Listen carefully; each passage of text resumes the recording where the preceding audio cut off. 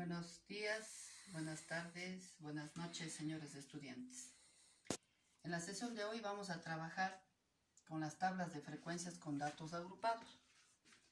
¿Cuándo se ocupan estas tablas de frecuencias? Cuando los datos están dispersos, se debe organizar la información en una tabla de frecuencias con datos agrupados, para lo cual necesitamos saber determinar el rango y la amplitud. ¿Cómo determinamos el rango? El rango siempre va a ser igual al valor máximo menos el valor mínimo. Se refiere al valor máximo de los datos que nos están proporcionando e igualmente al valor mínimo de los datos proporcionados. La amplitud a su vez va a ser igual al rango dividido para el número de intervalos. Este rango sería el valor que ya obtenemos en la parte de acá arriba, y el número de intervalos siempre será en el número de 5, que se considera un valor óptimo para trabajar dentro de estadística. Por ejemplo, elaborar una tabla de frecuencias con datos agrupados con los niveles de glucosa de un grupo de pacientes. Aquí tenemos 40 datos de los pacientes y empezamos determinando el rango. Para ello, como vimos, necesitamos colocar el valor máximo, de eso restar el valor mínimo, que en este caso sería 194 menos 146, y me daría el valor de 48.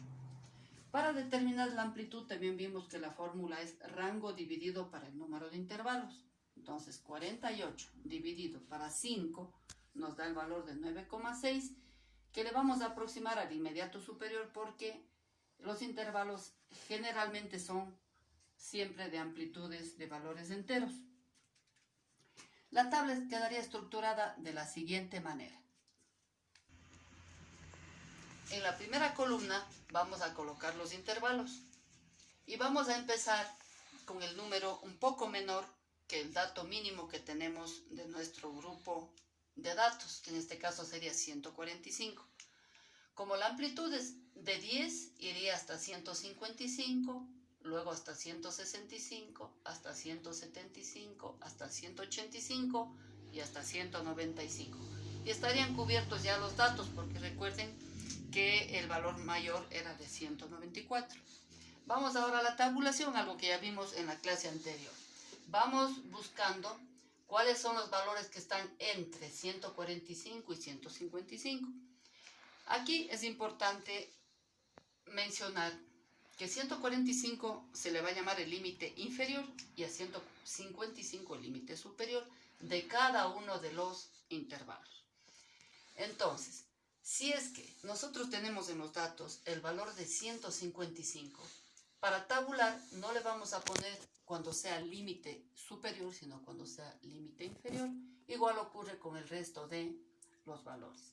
Entonces, si ustedes observan y van haciendo la tabulación, tenemos que entre 145 y 155 hay 4, entre 155 y 165 hay 9, en el intervalo siguiente hay 18, en el intervalo de 175 a 185 hay 7, y en el último de 185 a 195 hay 2. Lo cierto es que el total de estas frecuencias absolutas suman los 40 datos que teníamos de los pacientes con los niveles de glucosa. En la frecuencia absoluta acumulada únicamente vamos acumulando los valores. El primero empezamos con 4, más 9 sería 13, más 18, 31, más 7, 38 y más 2, 40. Para la frecuencia relativa, asimismo ya vimos en la clase anterior, dividimos 4 para el total de los datos, que sería 4 para 40, me da 0,1. El segundo es 9 para 40, 0,225.